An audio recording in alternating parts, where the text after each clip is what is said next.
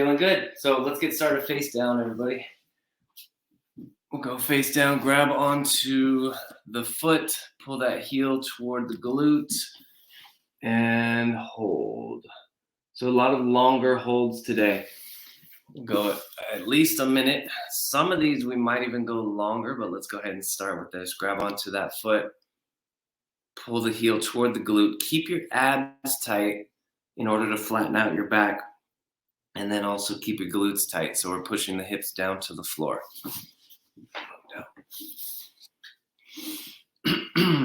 Second half of this stretch, we're going to go a little bit active. So in 10 seconds, we're going to go active with this.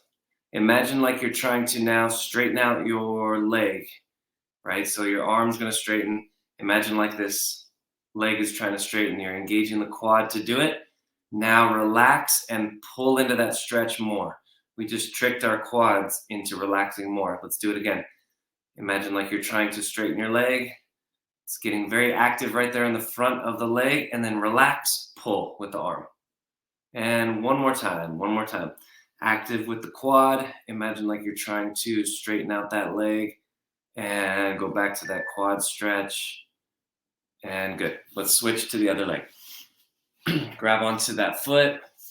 We're going 30 seconds passive, so we're just pulling the ankle, pulling the heel toward the glute, and hold. Make sure we're breathing, but also staying active with the glutes, pushing the hips down to the floor. Squeezing the abs, flattening the lower back. Pain-free workout today, feeling good. Those on the preview, we got about 10 or 15 minutes showing you how good you can feel in a very short amount of time. This is what it's all about. This is the foundation to all of our fitness right here, is actually being able to feel good as we move. All right, let's do that. Let's do that fake out here. We're going to go active, engage that quad as if you're trying to straighten out the leg, and now relax, pull with the arm. There's one. Let's do two more.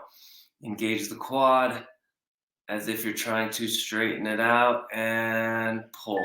Good. Let's do one more.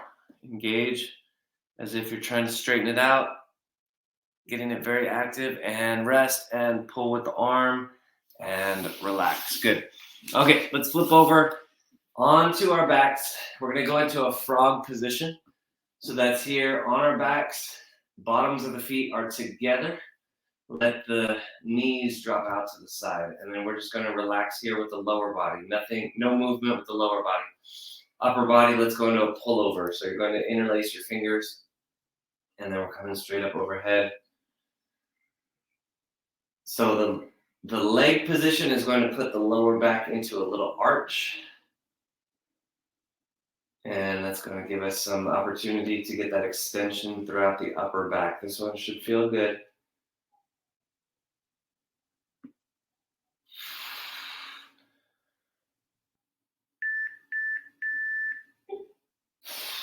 And rest. Let's reset our legs into just a normal leg position, knees bent, feet flat on the floor. Let's do elbow curls. So we're going to curl our fingers here, put the knuckles to the temples, and then bring the elbows in, and then elbows back. Elbows all the way in, elbows all the way back. Good. So nice and slow, very easy, very gentle range of motion. So we're looking for different, very subtle feedback cues from our body. If I ask you, how hard is this? Everybody's going to say, oh, it's easy, right? But that's not what we're looking for necessarily. We're looking for, how smooth is it? Do my elbows touch the floor at the same time? When I pull my elbows back to the floor, are my shoulder blades moving toward each other? Does one move toward each other before the other one? So these are very detailed questions that we want to ask ourselves instead of, is it hard or easy? Oh, it's easy, because these are all easy today. But we're going for that fine tuning. All right, let's bring the elbows out to the side, fingertips pointed to the ceiling. We got goalposts right now. So we're rotating the hands down to the floor and then back up. Optional, if you want to hold some light weights while you're doing this one, you can. That'll help you get the hands down closer to the floor as you have that weight opening up that shoulder a little bit.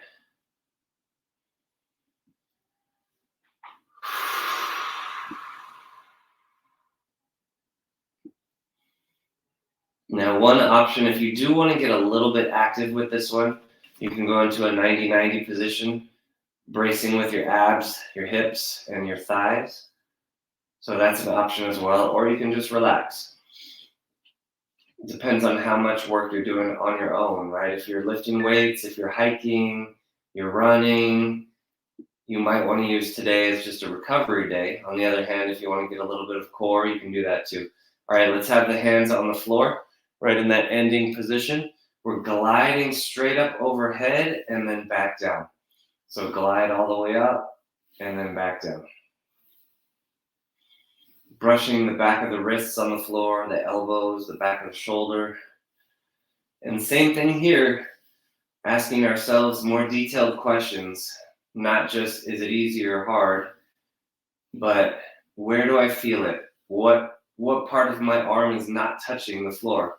So if I was really feeling this, I would notice that my left wrist is having a hard time getting on the floor compared to the right one. And then as I go each time, I'm just trying to get 1 millimeter closer to the floor. That's it, bit by bit, not trying to overachieve or anything. And that's a mental note right there. If there's any exercise that is off balance, if one side is doing one thing and the other side is doing something else, then that's just a note. Hey, maybe I should be doing this every day. Your body's going to tell you what to do on your own.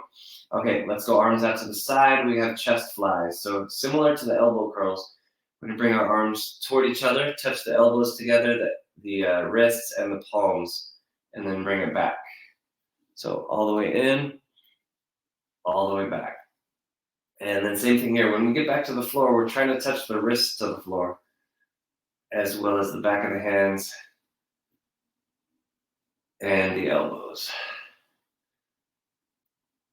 So if you've ever lifted weights, especially something like, let's say, bench press or chest flies, you're feeling that, okay, this is not hard. Again, it's not hard in that sense, but it's checking that range of motion, making sure we have the ability to go in that full 90-degree range, that you can touch your wrists to the floor, that you can bring your hands together. There's no limitations throughout this range of motion.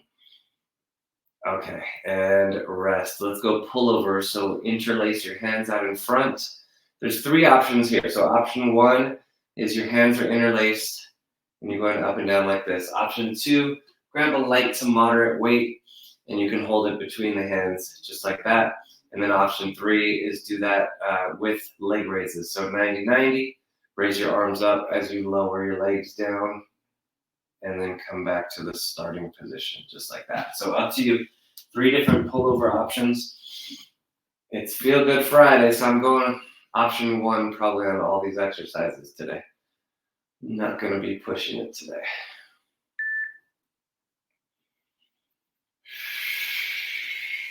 But if you want to push it, you are welcome.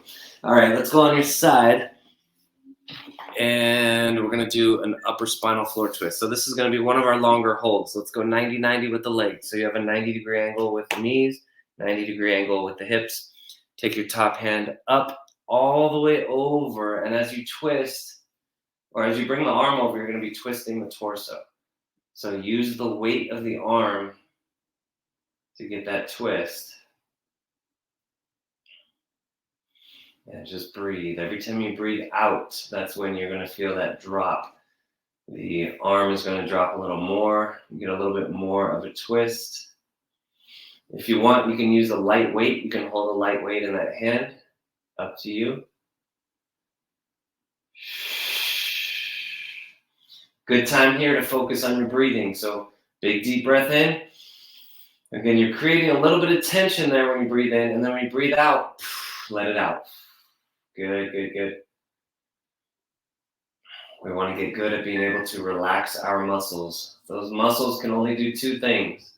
They can engage and they can release. And you want to get better at being able to consciously control that engagement and that release. So we've labeled these terms, right? To be able to engage a muscle better, that means you're getting stronger. To be able to release a muscle better, that means you're getting more flexible. You're getting more conscious control over both of those, the strength and the flexibility. Strength and flexibility really are the same thing. They're just two ends of the continuum. You get stronger on one end and you get more flexible on the other. So we're training both. Let's go ahead and close it up. We're not switching yet. We're going to close it up and then reopen it all the way. Let it hang here for a second or two. And then close it again. So now we're getting active here. We've taken the rib cage and the spine into that big range of motion. And now we are just teaching the body how to get in and out of that range of motion. So little by little, getting more flexible in the spine. And this one, just like everything we do, this one should feel really good.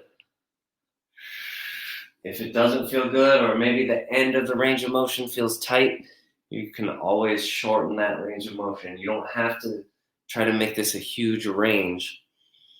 In fact, any kind of flexibility exercises, the goal is not to get that flexibility, right? The goal is not to be able to do the splits. The goal is to feel better and more relaxed going that direction. And little by little, as you practice more, you'll be able to go further into it. But that will be just a natural byproduct of that relaxation. Okay, we are ready. Let's switch to the other side.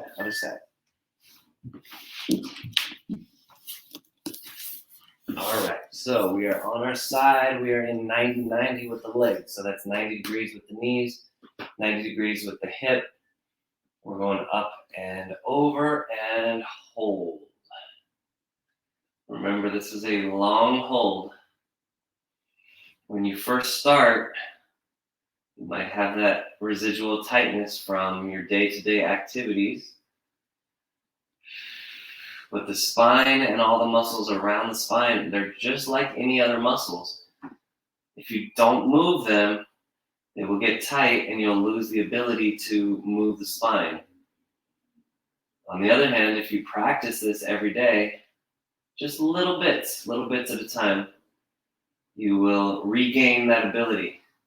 If you watch any kid, I'd say like 8 years old and younger, they're supple, they can move, especially even younger. Let's say like kindergartners, right? They can move. They don't have the spinal conditions that we adults have because they move. Their spines are pretty much like any other joint of their body. They're supple, they're strong, they have a good posture. That's the way we have the ability to get back to that. But we have to do two things. We have to add in exercises like these.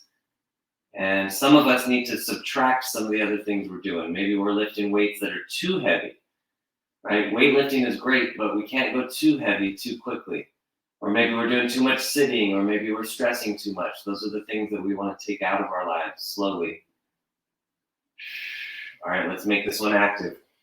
Close it all the way up, and then open it all the way up.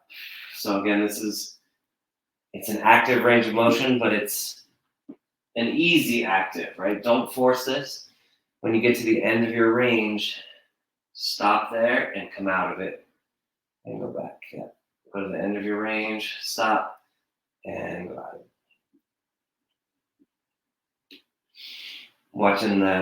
Finished watching the Netflix special on David Beckham, and he was talking about when he knew he had to retire, and it's basically he'd get up out of bed in the morning and just feel like, oh my gosh, what just happened, right?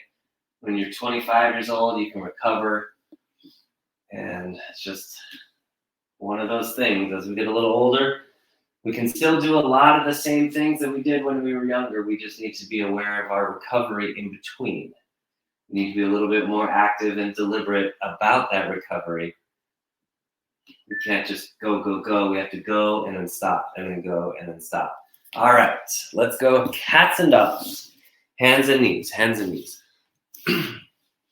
So right here, let the abdomen drop down. We're squeezing the shoulder blades together. We're looking up, and then we're rounding and tucking the chin.